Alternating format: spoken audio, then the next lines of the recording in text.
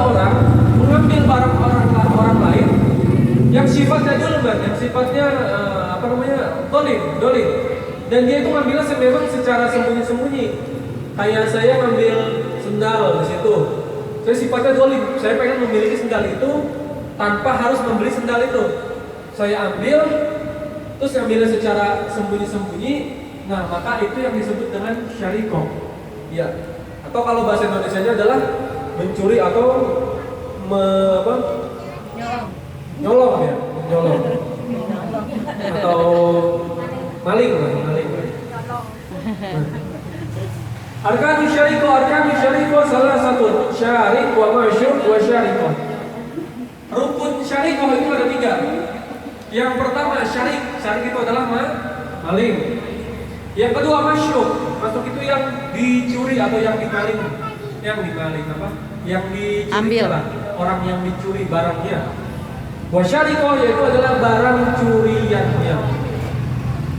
Nah, jadi kalau misalkan 3 asas ini terpenuhi, maka 3 asas ini bisa dilaporkan kepada yang berwajib atau dilaporkan kepada seorang hakim atau polisi atau apapun itu yang sifatnya penegak keadilan. Syurutus syarik. Jadi kalau misalkan syarik ini adalah intinya kayak beda ya kalau misalkan merampok sama mencuri ya. Kalau misalkan mencuri itu dia ngambil barang secara sembunyi-sembunyi. Kayak misalkan jambret mah ini ya ngerampas. Ini mah berarti dia itu secara sembunyi-sembunyi. Misalkan kalau di pesantren itu misalkan dia punya lemarinya dibobol, tiba-tiba duitnya pada hilang, atau misalkan pakaiannya pada hilang seperti itu. Atau kalau di sini kayak dari jendela dicokel, tiba-tiba tahu-tahu lampunya hilang, tahu-tahu rumahnya hilang, tahu-tahu rumahnya hilang gimana? Atau apa segala macam. Jadi itu yang sifatnya nggak kita sadari ya, yang kita sadari. Atau kalau misalkan merampok itu berarti dia secara terang-terangan langsung mengambil atau memaksa kita untuk menyerahkan harta kita kepada orang yang merampok itu kalau misalkan ya. Jadi bedanya ini adalah sembunyi-sembunyi. Dan orang bisa dikatakan dia pencuri atau mencuri kalau dia memenuhi beberapa syarat. Syurutus syarik sitatun. Yang pertama syaratnya orang dikatakan pencuri itu harus ada 6 hal ya. Yang pertama al-bulugu, yaitu balik.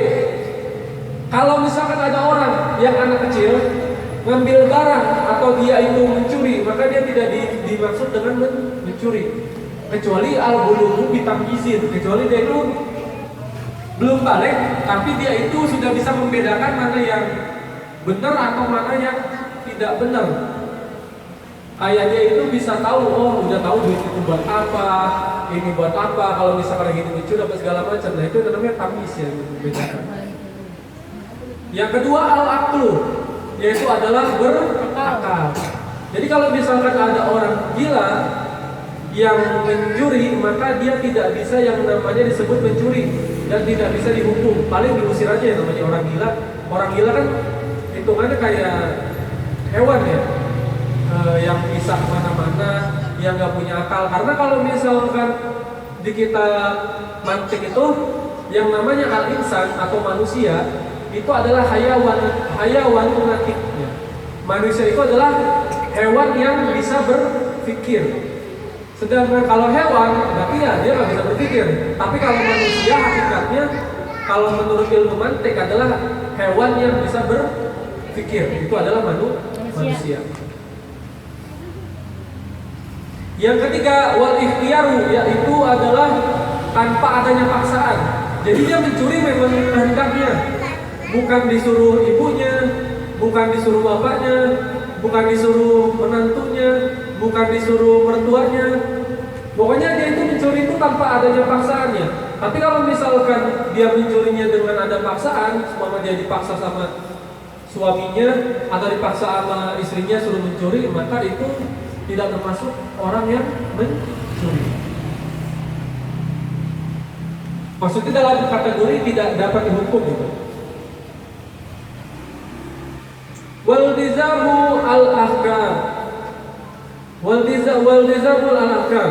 Nah, jadi kalau misalkan yang kedua, yang ketiga, berapa sih? 2, 3, 4. Yang keempat, dia tahu yang namanya hukumnya, ya. Jadi dia tuh tahu hukumnya. Hukum kalau misalkan mencuri itu, ya memang itu tidak diperbolehkan. Kalau dia mencuri, maka dia terkena yang namanya petik atau yang namanya had daripada pemerintah atau daripada penegak hukum. Maka kalau misalkan dia nggak tahu, itu nanti pembahasannya tidak memenuhi syaratnya. Terus yang kelima, walil mubitahrimi. Yang kelima, tahu tentang keharaman mencuri. Kadang ada beberapa orang yang mungkin dia tuh nggak tahu kalau misalkan mencuri itu hukumnya haram ya.